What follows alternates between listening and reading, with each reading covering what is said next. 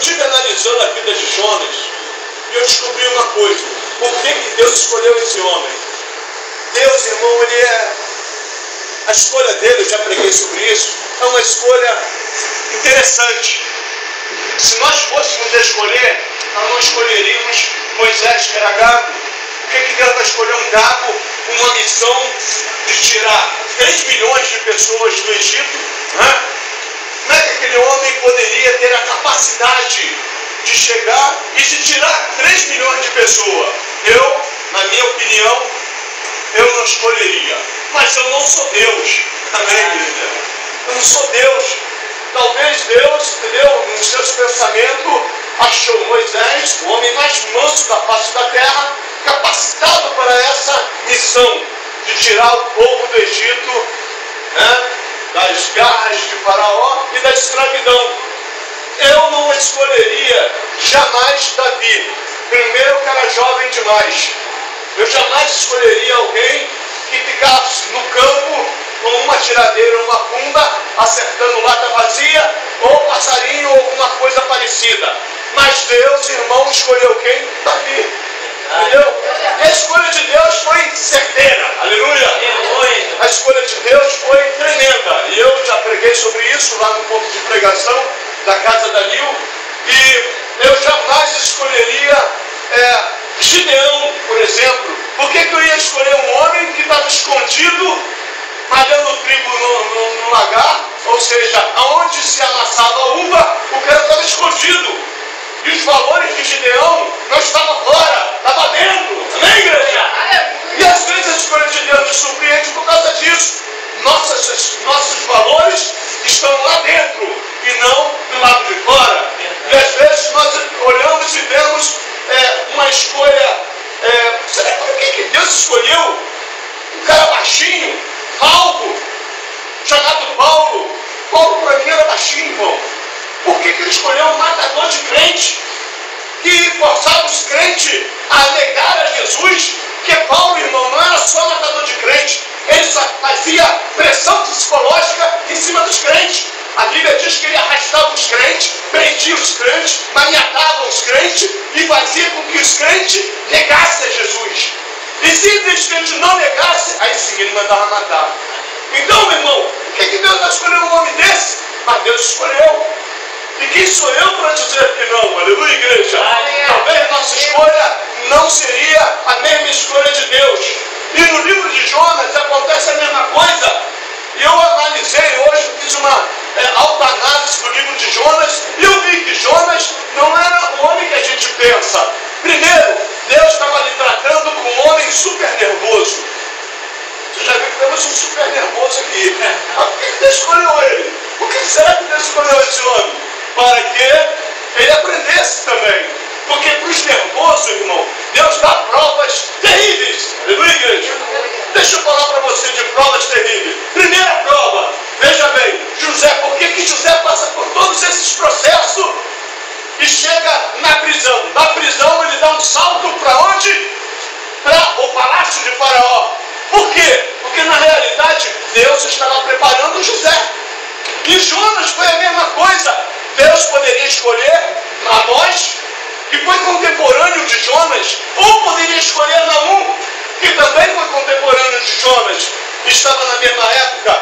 E no reinado de Jeroboão II, o que acontece? Deus levanta Jonas e fala para ele: levanta Jonas. Por certo, Jonas estava tranquilo, entendeu? Debaixo de uma sombra, sou profeta, e não tem muitos profetas dessa forma. Quer profetizar com água gelada servindo ele? Nós aprendemos, irmão, a pregar. E outra coisa, nós pregamos debaixo da sombra, no calor infernal de Bangu, nós pregamos em qualquer lugar. Onde Deus nos colocar, onde Deus nos mandar, nós vamos, aleluia.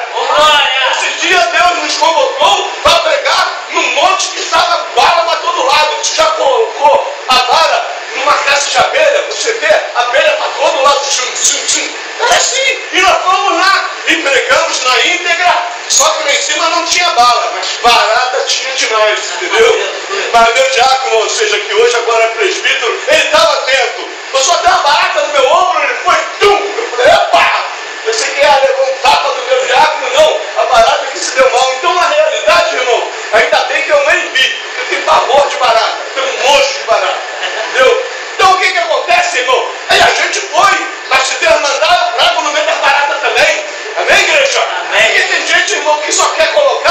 vídeos pregando para a multidão. Quando ele botava um vídeo, como Jesus, entendeu?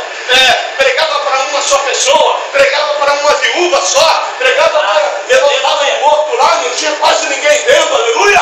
Então tem hora, irmão, que a gente tem que abrir a nossa boca e ser um heraldo no meio dessa estrela toda, aleluia! Nós não precisamos de ser focados pelos holofotes da humanidade, nós precisamos de trabalhar, aleluia! Jesus está voltando e a recompensa dele será grande, aleluia! Grande! Então o que acontece? Jonas é um homem nervoso. E Deus, parece que Deus escolhe mal mais uma vez. Mas Deus não escolhe mal.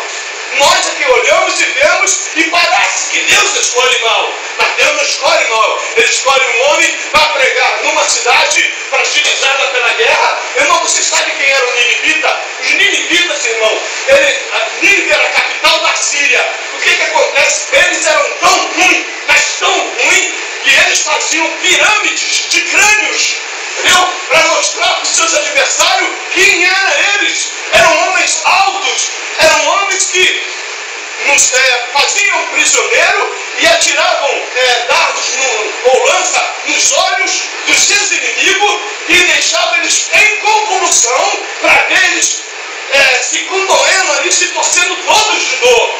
Então, meu irmão, a Bíblia diz que Nínive subiu. Aqui é Deus, a maldade e a malícia de Nínive. Amém, igreja? Deus não mandou um profeta pregar para uma cidade boazinha, destruída pela guerra. Deus mandou Jonas pregar numa cidade onde a maldade tinha subido diante de Deus. Aleluia! Pregar nos Estados Unidos é mole, todo mundo quer pregar. Ir lá, entendeu? Pregar para ganhar. Aí chega lá no emprego de empregado, né? Babysit e tal, chega lá e ganha ouro, ganha prata, vem com o bolso cheio, mas vai pregar no calor do deserto, aleluia. Vai fazer como Elias fez. Vai, entendeu? É outro homem que eu também não escolheria, Elias. Primeiro, não tinha genealogia nenhuma. Primeiro, ninguém sabe quem é o pai de Elias. Ninguém sabe de onde veio aquele homem. Ou seja, só Deus, lá de Tisbé, por isso o nome dele é Elias, ou Tisbita. Aleluia, igreja! Aleluia! Aí Deus olha e vê na Galileia, que é próximo da Galileia. Tisbé não entra nem no mapa de Israel. É uma favela. Mas Deus conseguiu enxergar um homem cheio de fogo no seu coração, cheio de desejo de falar de Deus, aleluia. Onde está você nessa noite? Aleluia. O que acontece? Jonas está lá no meu irmão. Levanta, rapaz. Vai pregar para os teus inimigos. Pregar para amigo é mole, irmão. Entregar a palavra para amigo é fácil.